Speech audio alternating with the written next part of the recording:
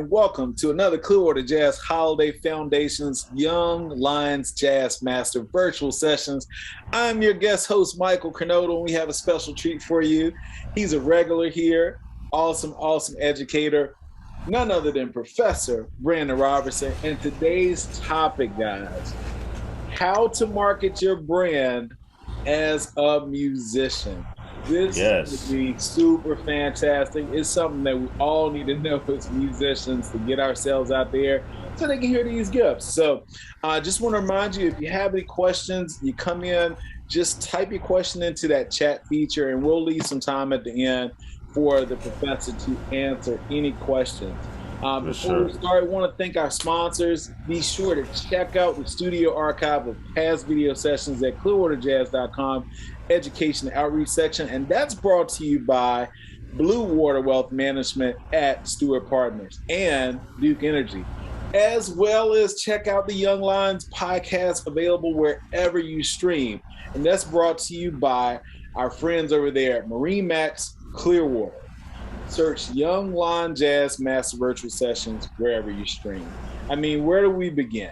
I mean, first of all, the professor has blessed us with so many great sessions. Just to name a few: Raise the Bar, Preparations for Performance. That was great. Mm-hmm. How about thinking like a horn player, a bass perspective? I mean, we all need that too, especially our bass players.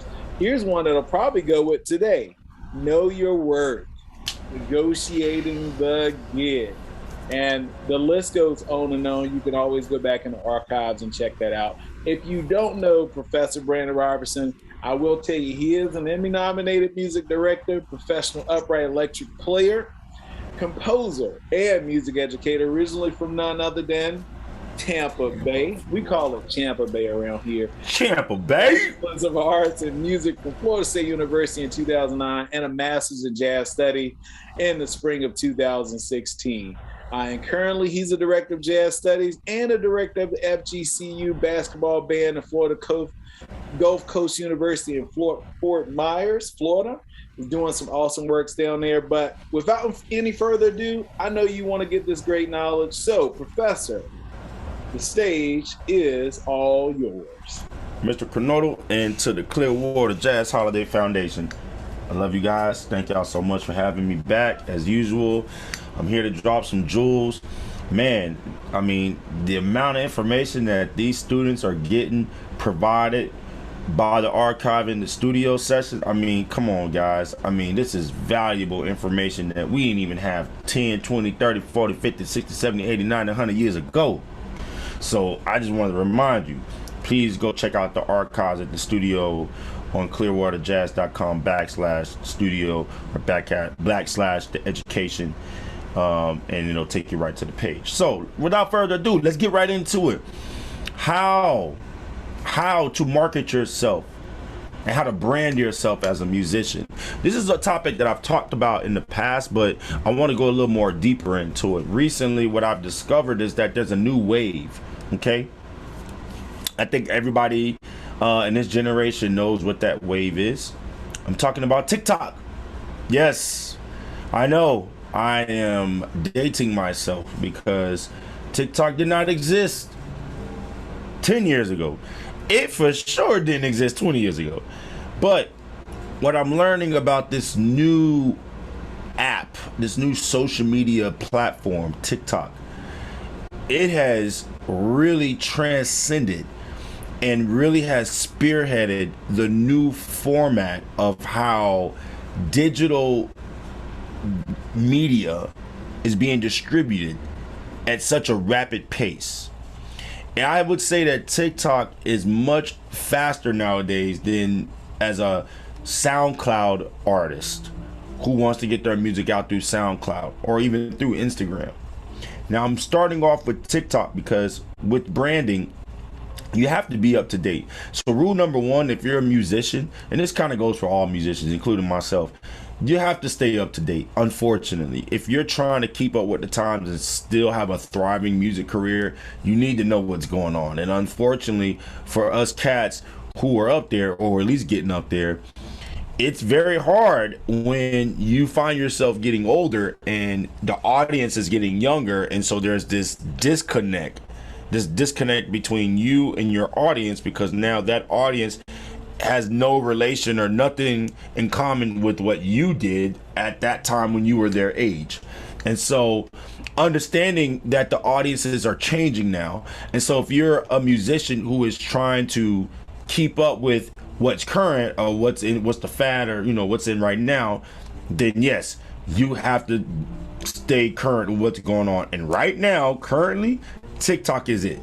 Okay, I have seen more musicians use TikToks for rehearsals. I've seen musicians use TikTok for their sound check for their concerts. I've seen people use TikTok for promotional videos. I've seen people use TikTok to market themselves with flyers and things of such. So all of this information is free. It's just about how you use it. Okay, so what I'd like to start with is, who are you? Before you begin telling people that you are a musician, you need to know what kind of musician you are. Who are you? Ask yourself that question a lot. Ask yourself that question several times until you can come up with a conclusive answer, that every time someone asks you that question, you have a definite answer to give them without stumbling, thinking about it, looking up in the air, looking down, have to go like this. You get to the point. Okay, and that's very important to know as a musician, because it's your identity, it's who you are. And if you don't know who you are, I promise you're not going to convince anyone else as such. So rule number one, figure out who you are. I like to always start, when I was coming up, I had a hard time identifying who I was as a musician. I knew what music I liked. I was really into I still am. Was into hip hop, into neo soul, R&B, jazz, blues, gospel. That's the origin of my background in music. That's what I grew up on. And so I knew that I didn't necessarily want to be a strict gospel musician. I knew I didn't want to be a strict jazz musician, but I for sure knew that I was not going to be a rapper. So I had to figure out, what is it that Brandon wants to do? And once Brandon figure out what he wants to do, who does he want to be when he's presenting himself to others? Okay, so you need to think about that as a musician, especially young musicians who are looking to start putting themselves out to the public and want to start gigging on their own. You need to know how to explain yourself to folks. So I'm an Emmy nominated bassist, upright and electric bassist from Tampa, Florida. That's why I start my bio. Off with, my name is Brandon Robertson, originally from Tampa Bay, Florida. I'm Emmy nominated music director and the director of jazz studies at Florida Gulf Coast University. I can tell you who I am. So when I tell you, I speak that into existence. You have to speak whoever you are into existence. Whoever you would like to be into existence. So if you want to be a famous musician, you need to speak that into existence. If you want to be a touring musician, you need to speak that into existence. If you want to be a studio session musician, you need to speak that into existence. Manifest those words into the universe and make it happen. That all goes back to who you want to be. So I'm going to start off every time. Who are you? So once you figure out who you are, then next, who am I catering to? Who am I supplying my music, my story, my background, everything about me? Who am I addressing this to? So then you need to go online and start looking for artists that have very similar attributes to what you would like to contribute in music. Find artists that kind of sound like the area you want to go for. I'm not telling you to be a duplicate. Don't be, because like Kanye West said it, and Kanye West, this is the best rap line he ever said. Now, I haven't really checked out Kanye much lately, but I love this line. It's 1,000 yous. It's only one of me. And remember that. That's true. There's 1,000 people who want to be like that person, but there's only one version of you. So when you're looking for other artists that kind of have a similar feel or synergy that you do, you're not going to try to bite their style or try to get in that lane. You're trying to find that audience. So when you create your music, you are catering to that audience, because that audience listens to the type of music you want to do. So that's number 2. Make sure you know the audience, and you know the audience well enough to where you don't have to worry about impressing somebody, because that audience will already have a niche for that type of sound. Okay? This might take a couple of months. This is not something I would recommend you just throwing out there like, oh, okay, I'll go to a concert, I'll figure it out. No, take your time. Because trust me, first impression is everything. And if you don't get it right the first time, it'll be very hard for you to recover from that. So make sure you do your homework. Dot all your I's, cross all your T's. Okay? Circle all your P's. Or your O's, I should say. And so, number 2, you want to make sure you know who your audience, the audience that you're going for. Then once you know who you are, then once you know who your audience is, from there, you have to say, okay, what kind of venues support the type of artist I'm trying to become? I cannot tell you all how many times I heard the word no. I'll tell you, 1,000,000 times. I think I've heard more no's in my musical career than yes. And when I was a beginning, up-and-coming musician, up-and-coming bassist, that was a hard thing to accept. When you kept hearing no, or you would hear, who are you? Or you would hear, okay, nobody knows you. Or, wait, why are you calling? You're not the band leader. Or, not interested. Or, just no reply. You're going to get a lot of rejections. Be prepared for that. It's okay. You want to know why? Because you're not trying to go perform at a venue that doesn't support your artistry. So rule number 3, don't waste your time trying to go to a venue that everybody else gets into, and you're like, oh, I think people will take me serious if I play at the Blue Note. Well, guess what? If your music doesn't cater to that audience at the Blue Note's not going to hire you, because you as an artist don't fit that criteria of the audience that they cater to. You have to remember that. I had to learn that as an up-and-coming musician. It was a hard thing for me to conceptualize. I could not wrap my brain around that, because I'm like, my music is great. However, I had to learn that my music was not the type of music that audience listened to. And that's okay. There is an audience out there that listens to your music. You need to find the venues that cater towards that audience. So when, for instance, the first time I got to play in Chicago, I played at Andy's Jazz Club, downtown Chicago. That particular room was a lot more open because they had a variety of bands that played there on Friday and Saturdays. So they would have the main, which is sometimes normally a national or international act. And then the first 2 sets are usually traveling bands or local bands from the area. So my first time playing there, I got to open up for Brian Lynch's quartet. Now, Brian Lynch is a trumpet professor down at the University of Miami and Frost School of Music. And he's also a native of Milwaukee, Wisconsin. So he was playing in Milwaukee with his band from his hometown. And so that particular venue, the trio that I was traveling with, that I was touring with at the time, our music fit that room, because when we got in there, we noticed, wow, this crowd looks very similar to the crowd we play for back here in Florida. So that made it very comfortable, in that it put us at ease a little bit. Now, a couple of years later, I actually had the opportunity to play at the Jazz Showcase, which is also in the same vicinity. Now, the Jazz Showcase usually only hires well-known acts and or nationally or internationally known acts. Just so happened at that time when I was in Chicago that the saxophonist was a very high-profile, well-known local saxophonist from the area, and he hired our trio to play with him.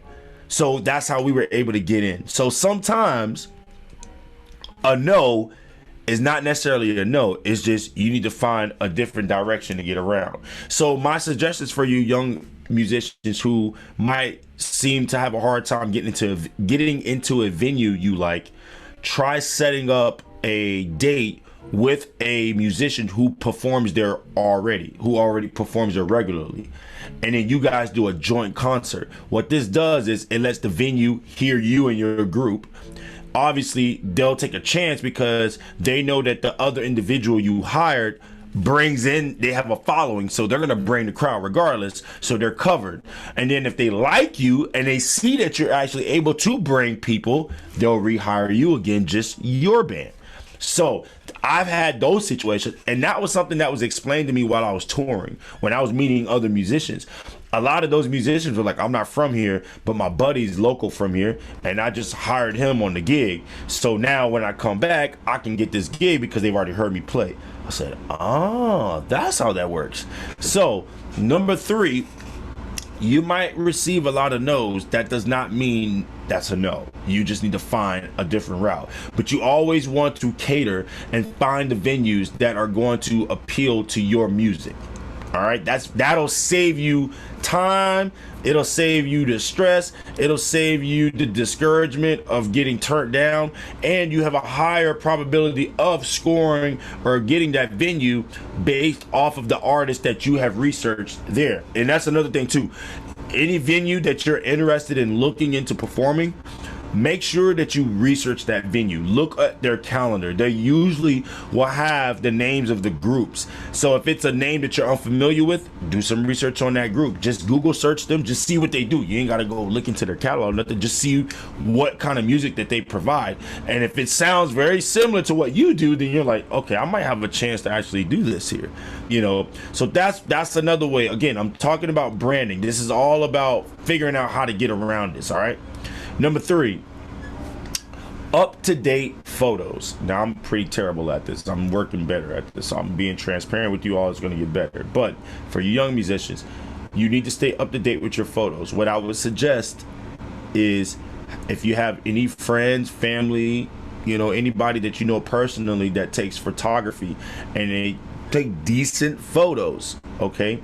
There are a few apps that you can use. There's an app called InShot. It is a sponsored app through Instagram. It's not in Instagram. It's not in the actual Instagram app, but it's a sponsored app through Instagram. It's kind of like the repost that they use, right? Now, InShot lets you create high quality reels. And so let's say if you were wanting to do a 15-second clip of you talking about an upcoming gig that you're leading. And so in InShot, you can record yourself, and they have these different filters. They have these different overlaps that you can add in music. It's basically just like what you can do on Instagram. The only difference is it has a way more features. Like you know, some of these apps where like you download and it'll only give you like, I don't know, 4 filters of a few different changes, and you got to pay for the pro version. Well, this one, it's all free, and it's like I still have yet to go through all those filters yet, but it's a lot of cool apps. I've used it. I've had a lot of people reach out to me and ask me like, yo, what app are you using? Those videos you're putting out are really good. And people are thinking I'm hiring some videographer to edit those for me, and I'm not. I just researched and found that app and I started using it. Another app that you can use is called Canva. Canva is a poster app where you can make flyers. You can also make reels, little video clips. And again, it's all about the imagery. All right. How do you present yourself when you're promoting yourself? Okay. And so these 2 apps were apps that I found that are very useful. Also, the photos, having updated photos and creating gig posters with just your photo. I'm starting to see more people just take their actual picture, take a picture instead of putting it on a flyer. They took the actual picture and turned that picture into a promotional ad. What they do by doing that is you're showing your face. You're showing you, who you are. Again, I'm going back to point number 1. Who are you? So the more imagery that you show of yourself in your natural format will be very useful. It's attractive to the eye to say, oh, let me check this person out. They got a nice thing on. Oh, that's pretty cool. All right, let me check this out. And that's how you want to get the word out. Okay. And then lastly, or 2 more points here. Actually, I got 2 more points. This next point here is a very important one.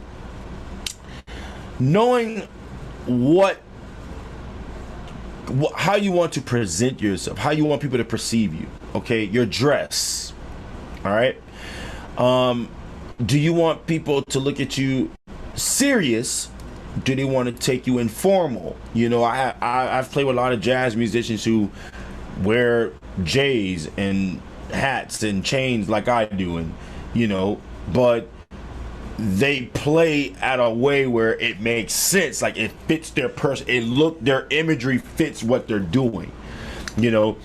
I've seen people who wear suits on gigs and they're like the silliest people on the world, and you're looking at them like they're wearing a suit but they're joking around. Like it just doesn't match what they're seeing. So always make sure that you are who you are. Like, don't try to be fake. Be real. Be very authentic, hot, humble, open, and transparent. Be very authentic and original. All right, people will sense if you're being fake, if you're being real or not. Okay, so just make sure that you are always presenting yourself in the truest form, so that way whatever music you're going to perform or present to the audience, they get it. It's not something they have to sit there and figure out, like, okay, this guy's identity is confusing to what he's putting out. It just doesn't match, right? So you want to make sure that you're always secure and on point with that. All right. And then lastly, if you are a young, thriving musician who would like to really step up their game, you need to make sure that you are always networking. You need to make sure that you are always networking. Always. Every time you are at a gig, someone else's gig, well, for starters, don't go and try to undercut people at their gig or try to steal their gig or try to promote. You don't do no promotion. That's not the place to do that. You don't do any type of promoting yourself at somebody else's gig. That's rude and disrespectful. I have seen young people do it, and I've checked them on it. I've actually went up to a few young cats, have done that at my gigs. I've gone and talked to them about it. I'm like, hey man, like that's not cool. That's kind of that's not like gig etiquette for you to do that. So be respectful on that. But when you go to a gig, network, introduce yourself, meet musicians. I promise you, a lot of times it's about who you know and not what you know. In this industry, a lot of times it's about who you know and not what you know. You can be the finest musician on the planet, the finest musician. You could be somebody who everyone loves and respects, and you are the most swinging cat on the bandstand. But if you don't know the right cats, nobody's not gonna know that. Nobody will ever know that about you. So you need to make sure you are networking. Always have a business card. Your business card is your social media handles. I have now told my students, currently in 2021, I've told my students that nowadays people seldomly use business cards. They use what's called tappy cards. Okay, I actually don't have my tappy card here with me. It's at my house. But next time if I do a similar session like this, I will show you what a tappy card is. A tappy card is a very hard, sturdy, business-like card, and it's digital. So what you do is, it has a little chip on it, a little icon.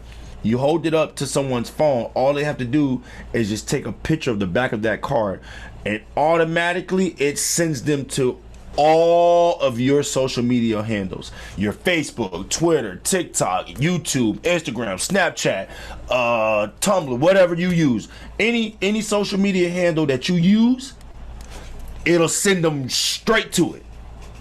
3 seconds. You give somebody a hard business card, more than likely they're gonna put it in their wallet. They might never look at it again. You give them that Tappy card, TAPPY, Tappy card. Give them that, they go boop. 3 seconds, they got all your information, and that's it. That's your digital card. Okay. Another digital business card is your CD or MP3. If you have any MP3s that you can share with somebody or send them a link, do that. All right. That is your musical business card that you're introducing to that individual. What do you sound like? The Tappy card is, who are you? So you're covering two things in one. Okay. And so let's recap all what I just discovered here. Number one, you need to know who you are. Number two, you need to make sure you know who your audience is. Number three, you need to always be up to date. Okay, be up to date with what's happening out currently. Number four, make sure that your imagery is up to par.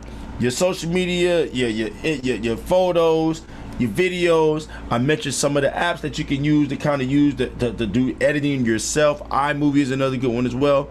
And then number five, networking. I think that should be number one, aside slash who you are slash networking. Okay, number five, networking.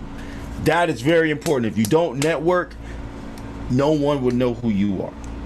All right. And so these are just some simple points. I might come back later on, maybe a couple of weeks from now. I'll do a part 2 for this particular lecture because there's a whole lot more that I can get to. But I think those 5 basic things right now for you to start off with, just remember those things and that'll steer you in the right direction.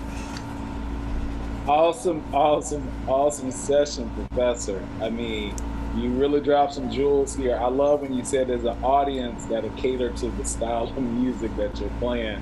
That is so vital, and I've seen so many people say, wow, why can't I get into there? Maybe you're not the right artist for that venue, but there is someone or somewhere for you. Another great thing, you shared some great tools from Canva, InShot, and you know what? I downloaded that when you said it. I'm gonna do that so my video. Trust me, man. When you go through it, you like, oh, okay, this is good. Yeah, I had a friend put me on that, and I was like, ooh, I like this. Yeah, I'm gonna go ahead and jump on it. And then you mentioned the Tappy card, Tappy. And so, guys, you see all these tools that we're sharing with you right now that will help elevate you to get to the next level. And the professor, he's out there, he's doing it. You're hearing from somebody that's playing on major stages with major acts. I mean, from the Basie band, you name it, he's doing it. So listen to the pros, and you're getting all that information right here in the Clearwater Jazz virtual sessions for Young Lions. So if you have any questions or you want to give us some feedback, we would love to hear from you. Email us at info@clearwaterjazz.com, and don't forget to check out our upcoming free, and I'm going to say that word again, free sessions. That's going to be posted at the www.clearwaterjazz.com/education website. And you know what? Until next time, Professor, it's been great. It's been great. Thank you, guys. And part 2's coming soon, so stay tuned for that. Part 2's coming soon, and until then, keep it swinging, everybody. Have a great day. Have a good one.